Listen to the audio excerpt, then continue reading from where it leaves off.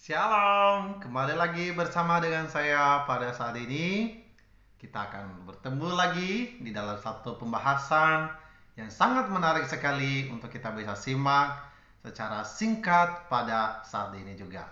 Tema yang saya angkat pada saat ini adalah Allah dan keluarga. Terambil di dalam Kejadian pasal 2 ayatnya yang ke-18. Saya harap Anda semua akan membacanya secara teliti apa yang dikatakan Allah di dalam Kejadian pasal 2 ayat 18.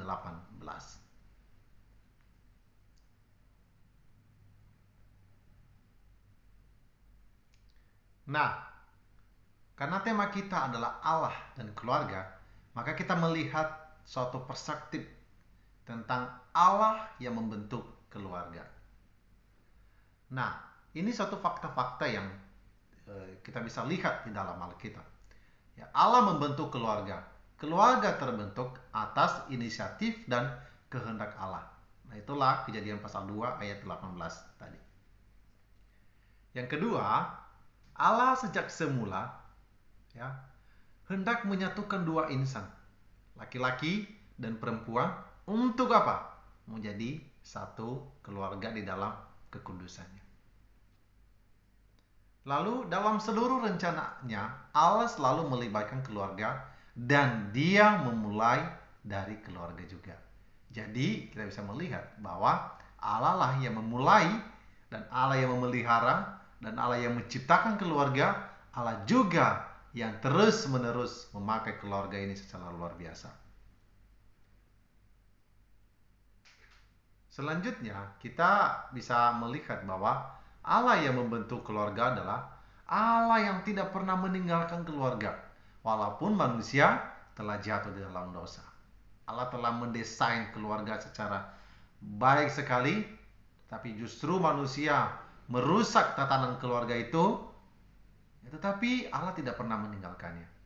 Ya, Allah berkarya memilih Israel sebagai suatu bangsa melalui sebuah keluarga besar, yaitu Abraham dan seluruh keluarganya. Cerita-cerita di dalam Alkitab tentang Israel dan bagaimana Israel terbentuk, itu semua adalah dari pilihan Allah kepada satu keluarga, yaitu keluarga Abraham. Dari sekian banyak orang yang ada di dunia pada zaman itu, dan keluarga Abrahamlah yang menjadi keluarga yang dipakai oleh Allah untuk meneruskan keturunan daripada umat pilihan Tuhan. Keselamatan umat manusia mula-mula dinyatakan oleh Allah dalam sebuah keluarga kecil, yaitu siapa? Yusuf dan Maria. Yesus lahir dalam kehidupan Maria, ya. Selanjutnya, kita bisa melihat bagaimana Allah membentuk keluarga. Yesus pun menyebut setiap orang yang melakukan kehendak Allah. Dialah saudaranya perempuan, dialah saudaranya laki-laki, dialah ibunya. Nah, ini adalah suatu substansi yang disampaikan oleh Yesus, bahwa setiap orang yang melakukan kehendak Tuhan, dia adalah saudara, ibu, saudaranya laki-laki, saudaranya perempuan. Apa maksudnya? Ini adalah keluarga. Di dalam Kristus itu kita satu keluarga. Ya. Sehingga ada satu lagu, dalam Yesus kita bersaudara. Kenapa? Karena kita didesain oleh Allah dalam satu keluarga untuk menyatakan kehendaknya. Lalu selanjutnya kita bisa melihat bahwa tujuan Allah membentuk keluarga. Nah, tujuan Allah untuk membentuk keluarga yaitu untuk mengusahakan dan melestarikan bumi dan segala isinya. Ini menjadi satu proto evangelium ya bagi kita semua, bahwa pertama sekali ya tugas manusia adalah mengusahakan dan melestarikan bumi dan segala isinya. Yang kedua adalah untuk menyatakan rahmat dan keselamatan.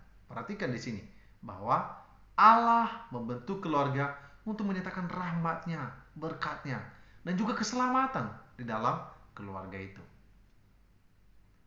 Lalu Allah juga membentuk keluarga supaya keluarga ini terbangun imannya di dalam Kristus Yesus. Jadi penting sekali setiap keluarga harus membangun imannya kepada Yesus Kristus. Lalu kita bisa melihat bagaimana ya tujuan Allah di dalam membentuk keluarga.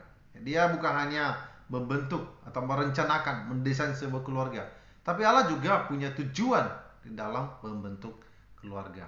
Apa tujuan Allah dalam membentuk keluarga? Yaitu supaya keluarga itu nanti melaksanakan misi Allah bagi dunia. Nah, ini yang sangat-sangat penting sekali.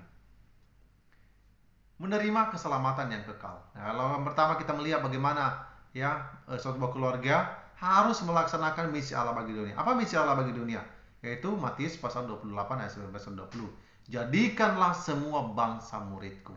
Nah, keluarga dimulai dari orang tua dan juga anak-anak harus dipakai oleh Allah untuk menyatakan misi Allah kepada dunia.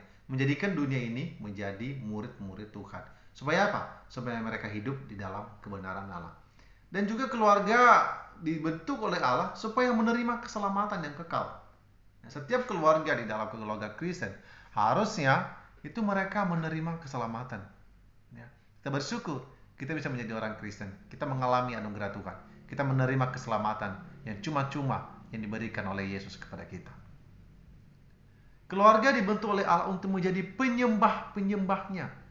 Jadi itulah sebabnya setiap hari kita datang berdoa, kita bernyanyi, kita bersekutu, kita menjalin hubungan dengan Tuhan. Supaya apa? Keluarga ini dipakai secara luar biasa oleh Tuhan untuk menjadi penyembah-penyembah Allah. Karena keintiman kita dengan Tuhan, hubungan kita dengan Tuhan menjadikan kita sebagai orang-orang yang sungguh-sungguh dipakai oleh Tuhan dalam menjalankan misinya.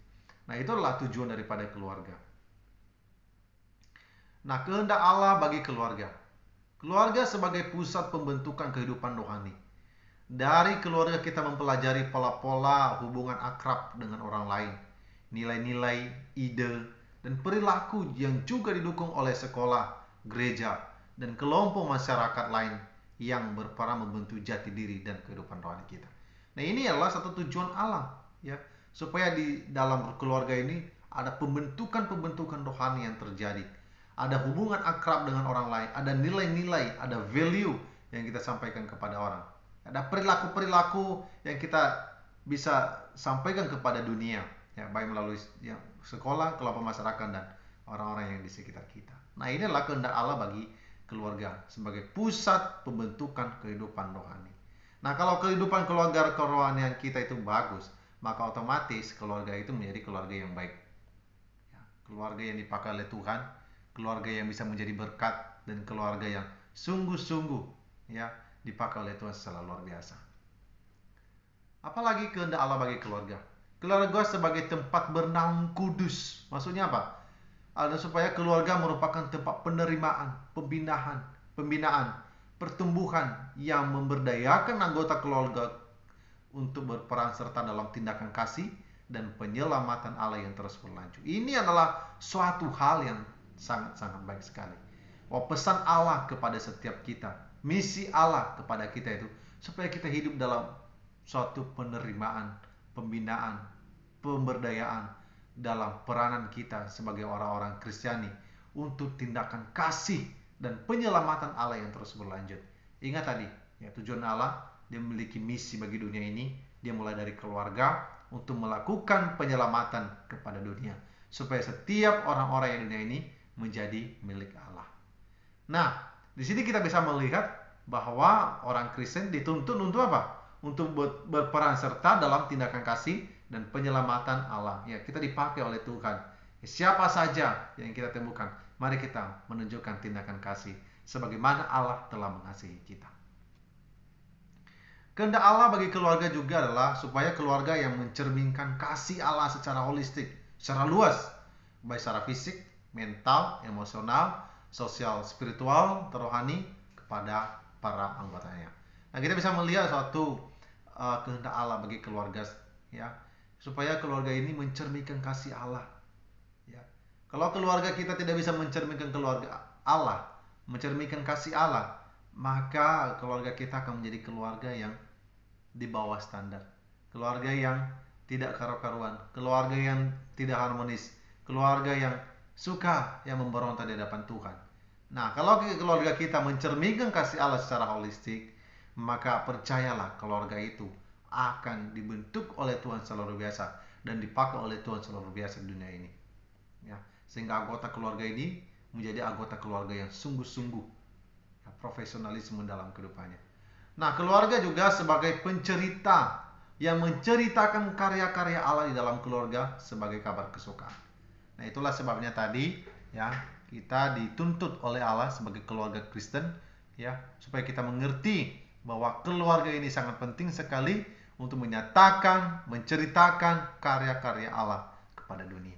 Jadi orang yang mau berkeluarga, ingat semua ini, ya. Jadi tidak sembarangan orang mau nikah, tidak sembarangan orang mau membentuk keluarga yang baru.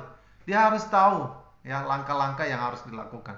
Dia harus tahu esensi dan substansi-substansi yang harus dilakukan setiap orang yang membentuk keluarga.